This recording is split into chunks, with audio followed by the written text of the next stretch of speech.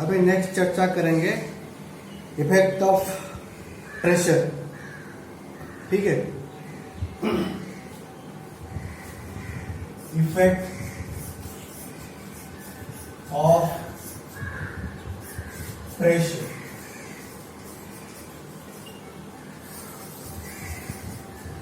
तो हमने ध्यान से देखा कि हीट देने पर, टेम्परेचर देने पर मैटर का स्टेट चेंज होता है और उसके साथ साथ प्रेशर अगर हम दें तो भी जो मैटर है इसका स्टेट चेंज होता है।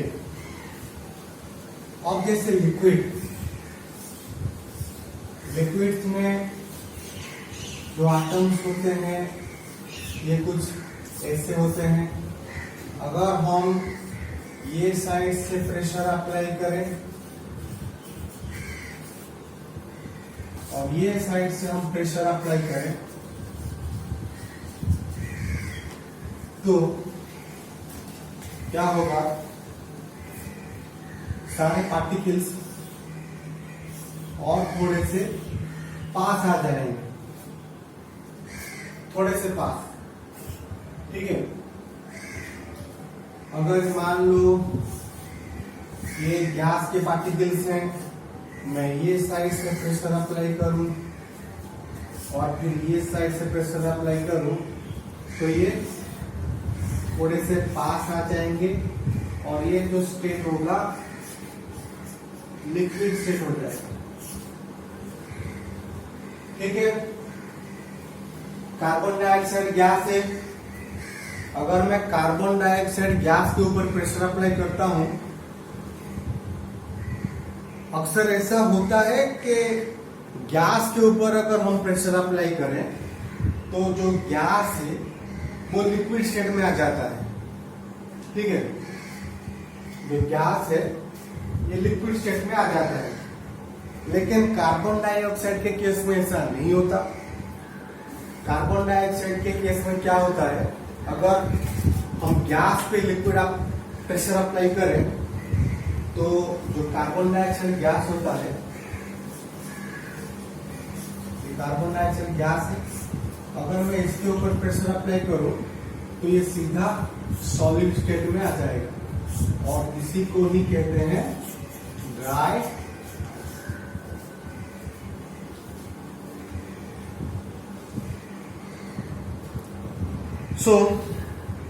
अभी तक हमने ये देखा हीट अप्लाई करने पर और प्रेशर अप्लाई करने पर क्या होता है। अगर आप हीट अप्लाई करें या फिर प्रेशर अप्लाई करें तो क्या होगा, जो मैटर है इसका स्टेट चेंज हो सकता है। ठीक है, यहां तक समझ में आई अच्छे से? बहुत बढ़िया। अब देखेंगे जो लास्ट पार्ट है इस चैप्टर का, इवापोरेशन। इवापोरेशन क्या है और ये कौन कौन से फैक्टर के ऊपर डिपेंड करता है।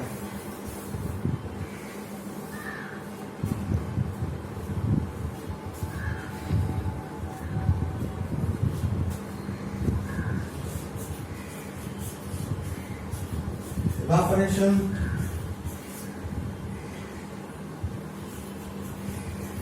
and its factors.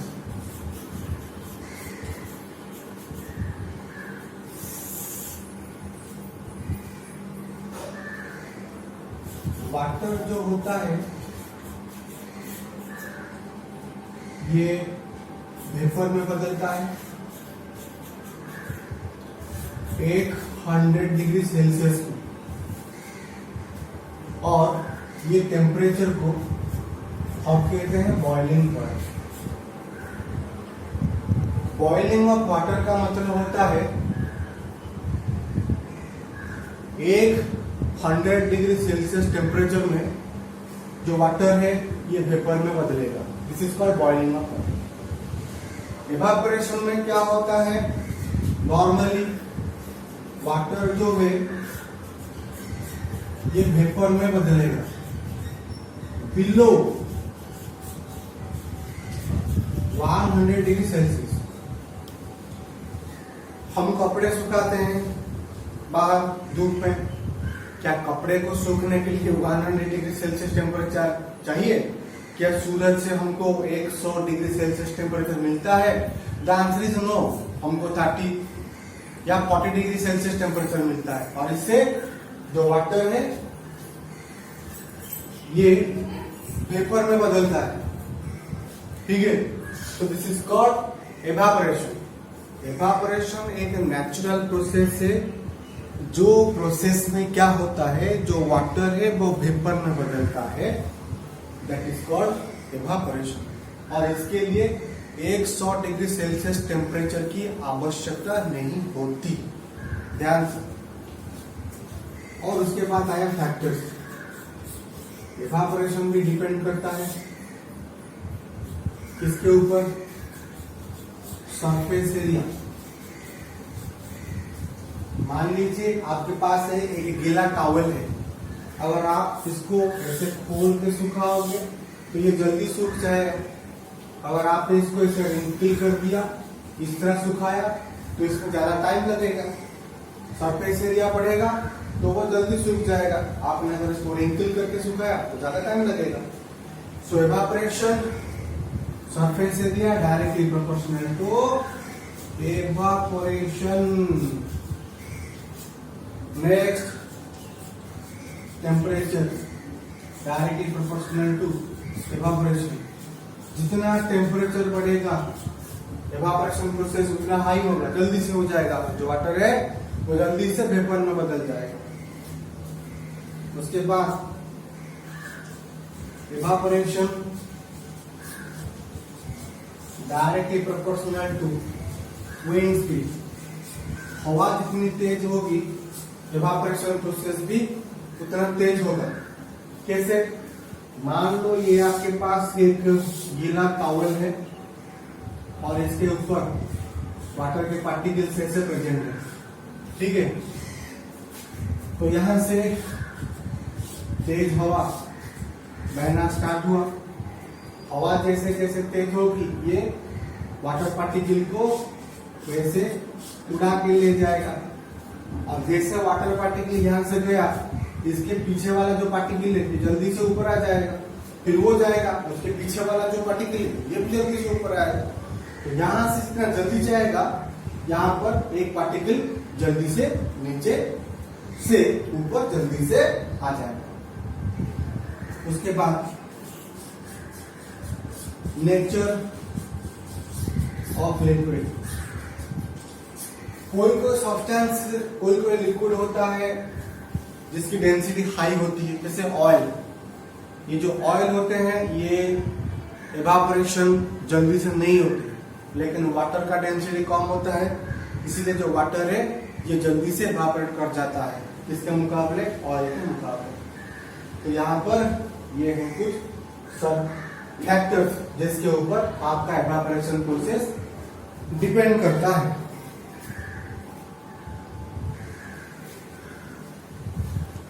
अब देखेंगे व्हाई डॉज।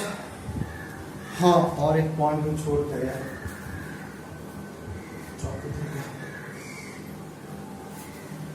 यहां पे लिख देता हूं। Evaporation directly proportional to humidity. नहीं, डायरेक्टली नहीं, inversely. Evaporation is inversely proportional to humidity. मतलब ह्यूमिडिटी क्या है? हमारे एटमॉस्फेयर में जितना मॉइस्चर प्रेजेंट होता है उसी को कहते हैं humidity. The amount of moisture present in atmosphere is called humidity.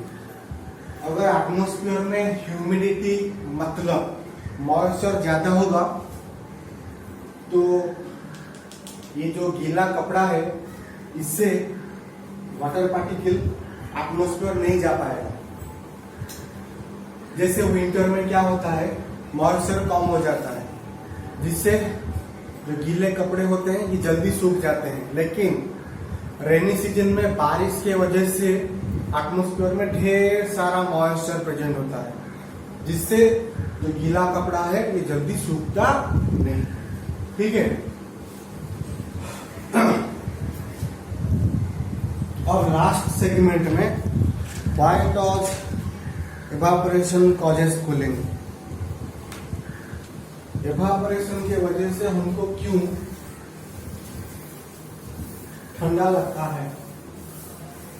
अगर कभी आपने अपने हाथों को गीला किया और पंखे के सामने अगर ऐसे रख दें तो आपको बहुत ही ठंडा लगेगा। ऐसा क्यों होगा? ध्यान से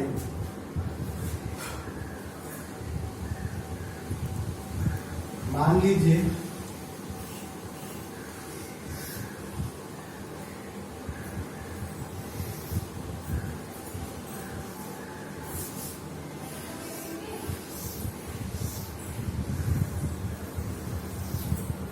ये आपका हाथ है, ठीक है, और ये इसमें पानी लगा है, वाटर ड्रॉप लगा है, ठीक है। वाटर को इवेपोरेशन के लिए वाटर इवेपोरेशन नीड्स हीट।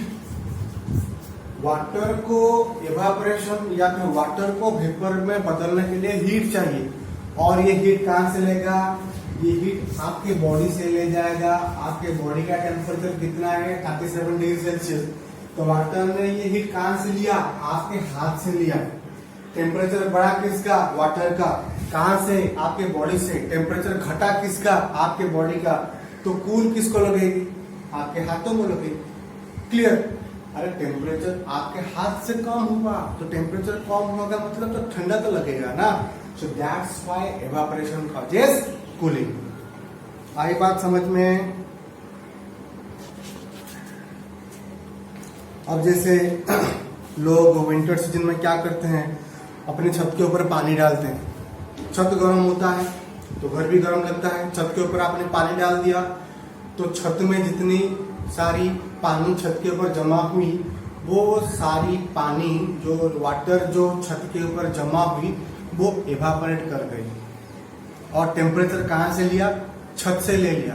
अब छत क्या हो गया? ठंडा हो गया। तो आपका घर क्या होगा? वो भी ठंडा हो जाएगा। आई बात समझ में? Why should we wear cotton cloths in summer? Summer season में हम कॉटन क्लॉथ क्यों पहनते हैं? ऐसा इसीलिए, जो कॉटन होता है ये स्वेट को बहुत ही अच्छे से एब्जॉर्ब कर लेता है, और जो स्वेट है आपके बॉडी से टेम्परेचर को एब्जॉर्ब करके इवापोरेट करता है, और टेम्परेचर आपके बॉडी से गई इसीलिए आपको क्या लगेगा? आपको ठंडा लगेगा। आई बात समझ में? अब नेक्स्ट दिया है visibility of water droplets on a glass of ice water. यहां पर एक ग्लास आइस क्यूब्स इसके अंदर रखा है, ठीक है। इसके अंदर आइस क्यूब्स रखे हैं। थोड़ी देर के बाद आप देखोगे ये ग्लास के बाहर ये वाटर ड्रॉपलेट्स आपको दिखाई देंगे। तो आइस तो ग्लास के अंदर है, ग्लास के बाहर से पानी कहां से आए? ध्यान से, यहां पर जो सबसे ठंडी चीज है वो कौन है? आइस है।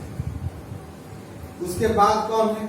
ग्लास है, क्योंकि आइस ग्लास के अंदर है। आइस ठंडा है तो ग्लास भी ठंडा होगा।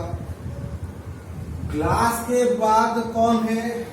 ग्लास को यहां पर कौन टच कर रहा है?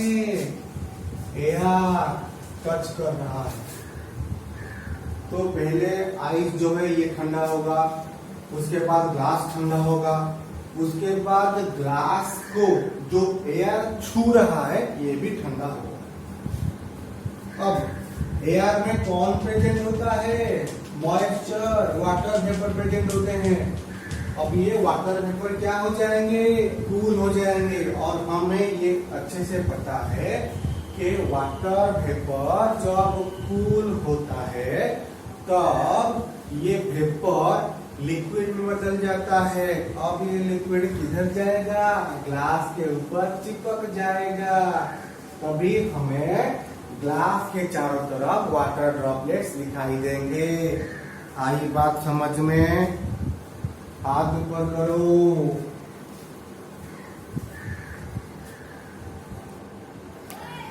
तो यहां पर हमने ये चैप्टर को खत्म किया। ठीक है,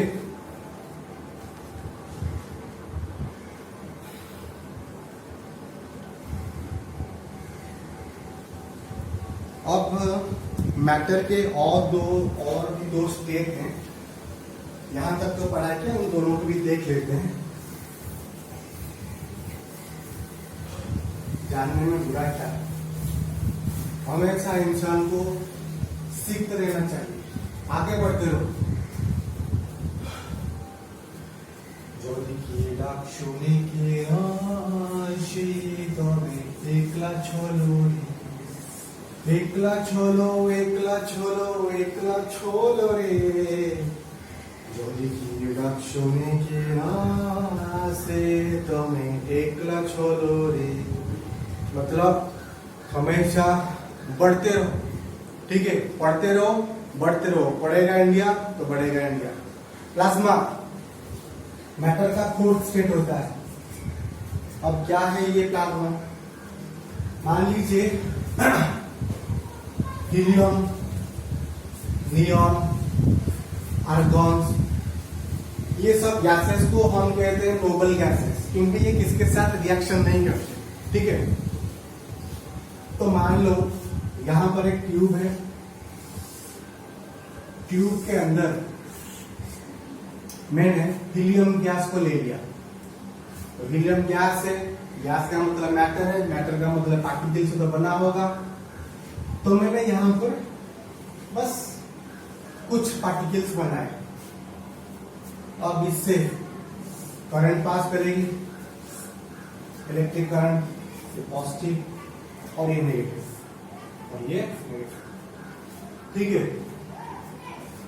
तो जब ये गैस के थ्रू इलेक्ट्रिक करंट पास करेगी तो क्या होगा?